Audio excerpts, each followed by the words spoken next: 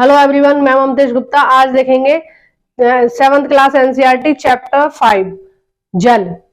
आइए देखते हैं। तो जल जल होते हैं दो प्रकार के, यानी कि वाटर कितने प्रकार के होते हैं? दो प्रकार के। पहले होते हैं लवण जल, यानी कि सॉल्टी वाटर।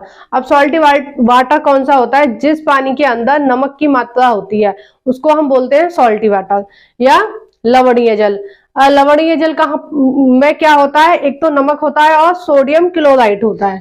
ठीक है, क्या क्या होता है? नमक और सोडियम क्लोराइड होता है। और ये लवणीय जल कहाँ पाया जाता है, यानी सॉल्टी वाटर कहाँ पाया जाता है? ये पाया जाता है महासागरों में और कुछ झीलों में। जैसे राजस्थान में ज्यादातर झीलों में सॉल्टी वाटर पाया जाता है, यानी कि लवणीय जल पाया जाता है। ठीक है। और दूसरे प्रकार का जल होता है अलवणीय जल। अलवणीय जल होता है प्योर जल, यानी जो पीने लायक होता है, जो शुद्ध पानी होता है जिसमें नमक नहीं होता है, उसको बोलते हैं अलवणीय जल। अलवणीय जल कहाँ कहाँ पाया जाता है? नदी में, ताल में। ताल यानी लेक। लेक किसको बोलते हैं? पहाड़ों के बीच में एक प्राकृतिक तालाब टाइप का होता है ना। तो पहाड़ों से जो भी ग्लेशियर पिघल के जो पानी आता है उस तालाब में इकट्ठा हो जाता है, उस लेक में इकट्ठा हो जाता है, उस लेक यानी कि ताल में इकट्ठा हो जाता है। ठीक है। हिमनद। हिमनद क्या होते हैं? हिम माने बर्फ और नद माने नदी, यानी कि हिम से ढकी, हिम से यानी कि बर्फ से बनी हुई नदियां। तो ग्लेशियर जब थोड़े सॉफ्ट हो जाते हैं तो वो ग्लेशियरों की जो बर्फ होती है वो थोड़ा थोड़ा नीचे खिसकने लगती है, तो उसी से ये हिमनद बनते हैं। और हिमनद के बाद क्या होता है? जब ये बर्फ और ज्यादा नीचे खिसकती है तो नदियों का रूप ले लेती है, जैसे नदियां होती है नॉर्मली वो।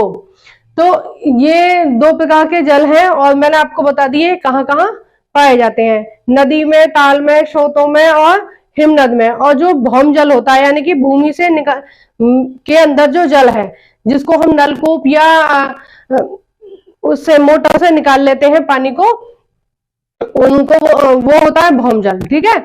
नलकूप वगैरह जो होते हैं ना, समर सेविल लगे होते हैं, समर सेविल से जो पानी हम, जो जमीन का पानी है उसको ऊपर खींच लेते हैं और अपने प्रयोग में लेते हैं। ठीक है। तो ये जो जल है ये अलवणीय जल है। अब आपके मन में आपने कई बार सुना होगा कि ऐसे बोलते हैं सेव वाटर, पानी को सेव करके रखो, पानी का दुरुपयोग मत करो, अच्छे से इस्तेमाल करो और उसको अच्छे ढंग से इस्तेमाल करो, क्योंकि पानी का हम वेस्टेज करेंगे तो बाद में पानी की हमें कमी हो जाएगी। आपके मन में ये सवाल आएगा कि 71% पानी है पृथ्वी पर और 29% स्थल है, यानी कि जमीन है, तो फिर पानी की कमी कैसे हो जाएगी पृथ्वी पर? पानी की कमी तो नहीं होनी चाहिए, पानी तो बहुत कई गुना ज्यादा है पृथ्वी जमीन से, तो फिर पानी की कमी कैसे हो जाएगी? आइए मैं आपको ये चीज समझाती हूँ। हमारी जो पृथ्वी है उस पर 70% पानी है और 29% स्थल है। 79% जो पानी है उसमें से 97.3% क्या है? महासागरों में है ये पानी। कहां पर है? महासागरों में, ओशंस में है ये पानी। ठीक है। और जो 2% है, 2% कहां पर है? वो जो ग्लेशियर है। ठीक है। जो ग्लेशियर है जो पूरी तरह से बर्फ से ढके हुए हैं, वहां पर जमा हुआ है। तो ये ना तो महासागरों वाला पानी हमारे काम आएगा, क्योंकि ये तो खारा है। मैंने आपको ऊपर बताया महासागरों का पानी कैसा होता है? बिल्कुल खारा होता है, उसको हम किसी भी इस्तेमाल में नहीं ले सकते हैं। हम उससे कपड़े भी नहीं धो सकते हैं। ठीक है। कपड़े धोएंगे तो जो कपड़ों का रंग होता है ना, वो बहुत जल्दी खराब हो जाता है और कपड़े भी खराब हो जाएंगे, गल जाएंगे। रोज रोज नमक में ही हम धोएंगे तो कपड़े तो खराब हो ही जाएंगे ना। तो ना हम पीने के काम में ले सकते हैं, ना हम उसको हम नहाने के काम में ले सकते हैं, क्योंकि नहाएंगे तो इतना ज्यादा नमक से हमारी जो स्किन है वो गल जाएगी। तो किसी काम का नहीं है। कितने परसेंट किसी काम का नहीं है पानी? 97.3% जो महासागरों में पानी है वो किसी भी काम का नहीं है, वो हमारे उपयोग में नहीं आ सकता। और 2% जो ग्लेशियर है, ग्लेशियर एक निश्चित मात्रा में ही प्रति साल पिघलते हैं और वो नदियों के रूप में हम उनका प्रयोग करते हैं। जैसे नदियों का जो जल होता है उससे हम नहर निकालते हैं, नहरों से हम बम्बे निकालते हैं। ठीक है। और उनका जल हम सिंचाई में, पीने में अपने डेली इस्तेमाल के लिए प्रयोग करते हैं ना, डैम बना बना के बिजली भी बनाते हैं हम उनसे, बहुत सारी काम में लेते हैं जो ग्लेशियरों को पानी है, लेकिन वो एक निश्चित मात्रा में ही पिघलते हैं। ठीक है, ये नहीं है कि अगर 2% ग्लेशियर है तो हम पूरा की पूरा पानी हम उपयोग कर रहे हैं, उपयोग नहीं कर रहे हैं। तो ये वाला पानी हमारा कोई उपयोग का नहीं है। अब 99.3 पानी ऐसा हो गया कि जो हमारे काम का नहीं है। लगभग 1% जो पानी है वो हमारे काम का होता है। 1% कहाँ होता है?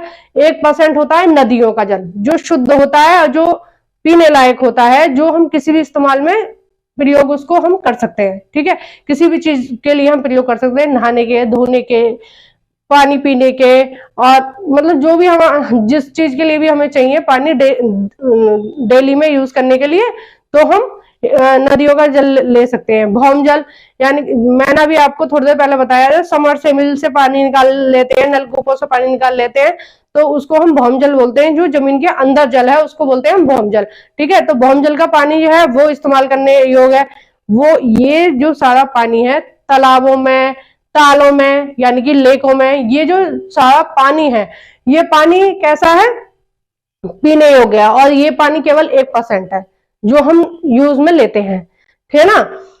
महासागरों में बहुत ज्यादा लवणता पाई जाती है। कितनी पाई जाती है? आप देखो, महासागरों का जो जल है, जो 1000 ग्राम यानी कि 1 किलो जल, 1 लीटर जल, ठीक है, 1000 ग्राम यानी कि एक लीटर जल में कितनी लवणता होती है? 35 ग्राम। यानी कि आप किसी भी महासागर का पानी लीजिए और उसे धूप में रख दीजिए। ठीक है, जब वो वाष्पीकृत होगा, यानी कि जो पानी होगा वो गर्मी से ऊपर उठ जाएगा और उसमें कितना नमक रह जाएगा? 1 लीटर पानी में 35 ग्राम नमक रह जाएगा। ठीक है, कितना रह जाएगा? 35 ग्राम। यानी कि 1 लीटर पानी में 35वां भाग, 35वां भाग क्या रह जाएगा? नमक। और एक आपकी एनसीईआरटी में दिया हुआ है, एक जो महासागर है उसका नाम है मृत सागर है। मृत सागर कहां पर है? इजराइल और जॉर्डन के बीच में है मृत सागर। उसे अरब सागर की झील भी कहते हैं, है ना। तो उसका जो पानी है वो इतना ज्यादा खारा है कि ये जो महासागरों का जल होता है ये होता है 35% खारा, लेकिन उसका जल है 45%। उसकी डेंसिटी, उसका जो घनत्व है पानी का, वो इतना ज्यादा कम है कि आप उस पानी में अगर छलांग लगाएं, यानी कि आप उस पानी में अगर कूदे तो आप डूबेंगे नहीं, आप तैरेंगे। ठीक है, आप अपने आप ही तैरेंगे। आप उस पर आराम से लेट सकते हैं, उस महासागर के जल पर आराम से बैठ सकते हैं। और अब मैं आपको बताती हूँ उसका नाम मृत सागर क्यों पड़ा, डेड सी क्यों पड़ा।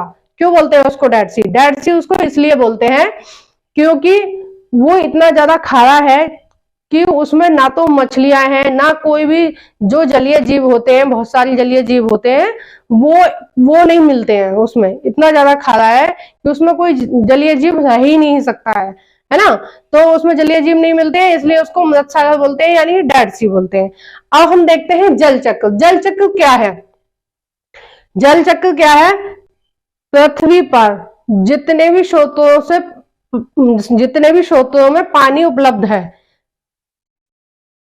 महासागरों में, नदी में, तालाब में, ताल में, स्रोतों में, हिमनद में, जितनी भी चीजों में पानी उपलब्ध है, ठीक है ना, वो पानी क्या होता है? सूर्य की गर्मी पाकर वो पानी, उस पानी में क्या होता है? भाप उठने लगती है। यानी कि उस पानी, जब वो पानी गर्म होता है तो वो वाष्पीकृत होने लगता है, पानी ऊपर उठने लगता है हल्का होके, है ना।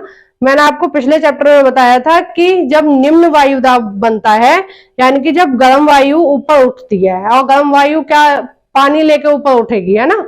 जब वो पानी गर्म हो जाएगा तो वो पानी गर्म होके ऊपर उठेगा, है ना। ऊपर उठेगा, ऊपर जाते जाते जाते जाते वो क्या हो जाएगा? ठंडा हो जाएगा।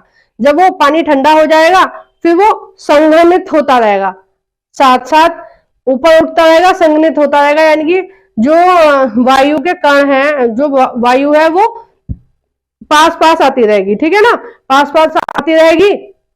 और जब वो ठंडी हो जाएगी और बिल्कुल जो उसके वायु में जो क्षमता है पानी को अपने अंदर रोकने की, वो क्षमता खत्म हो जाएगी पानी की, ठीक है। तो वो क्या होगा, वर्षा के रूप में नीचे आएगा। वर्षा के रूप में नीचे आएगा तो वर्षा हमें दिखाई देगी।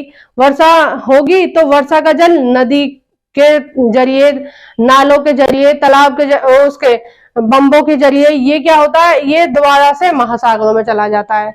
वाष्पीकृत जितना भी पृथ्वी पर जल है, वो किसी भी स्रोत में वो जल है, वो सब वाष्पीकृत होता है। आप धूप में कपड़े डालेंगे, वो भी वाष्पीकृत होगा।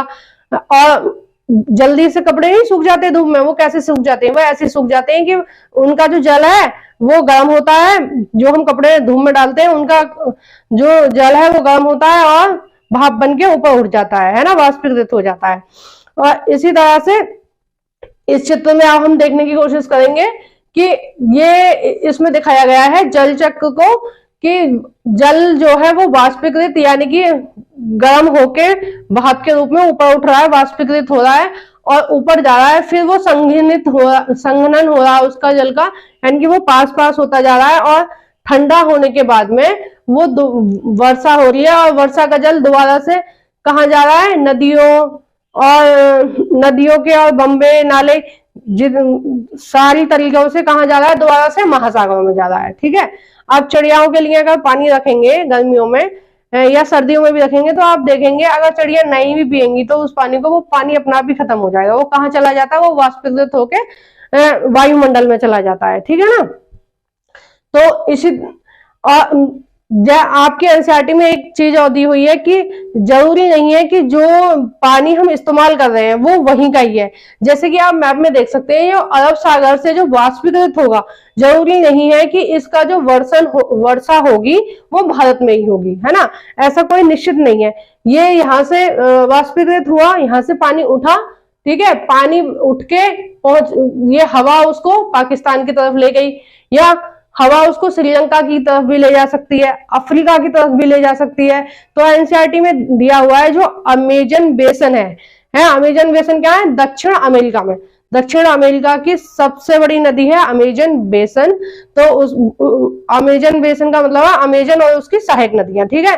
तो उसका जो वाष्पीकृत जल है, हो सकता है कि जो आज हरियाणा में भौम जल है वो वहां का हो, अमेजन बेसन का हो। यानी कि क्या हुआ होगा, दक्षिण अमेरिका में जो अमेजन बेसन है उससे पानी वाष्पीकृत हुआ होगा, ठीक है, वायु के द्वारा आया होगा हमारे भारत में, ठीक है। और जैसे पश्चिमी विक्षोभ आता है, वो कहां से उठते हैं पश्चिमी विक्षोभ, वो उठते हैं भूमध्य सागर से, है ना। तो आया होगा और यहाँ पे वर्षा हुई होगी, वर्षा से पानी भौम जल बन गया होगा, यानी कि वर्षा का पानी क्या नीचे सोख लिया होगा जमीन ने, और वो बाद में हम उसको नलकूप के जरिए निकाल रहे हैं। हरियाणा में जल कहाँ का था, अमेजन बेसन का, कहाँ निकाल रहे हैं, हरियाणा में। यानी कि कहने का मतलब यह है कि कहीं से भी जल वाष्पीकृत होकर और कहीं भी जा सकता है, ठीक है ना, क्योंकि वायु तो निरंतर चलती रहती है, कभी रुकती तो है नहीं, वायु चलती रहती है। वो एक देश से दूसरे देश, यानी कि हो सकता है कि हमारी गंगा की नदी से वाष्पीकृत हुआ हो और बारिश कहाँ हो जाए, पश्चिम बंगाल में, बारिश कहाँ हो जाए, म्यांमार में, थाईलैंड में, कहीं भी हो सकती है, ठीक है। तो इसी तरह की और इन्फॉर्मेशन के लिए सब्सक्राइब करें मेरा चैनल एनसीईआरटी ममतेश गुप्ता।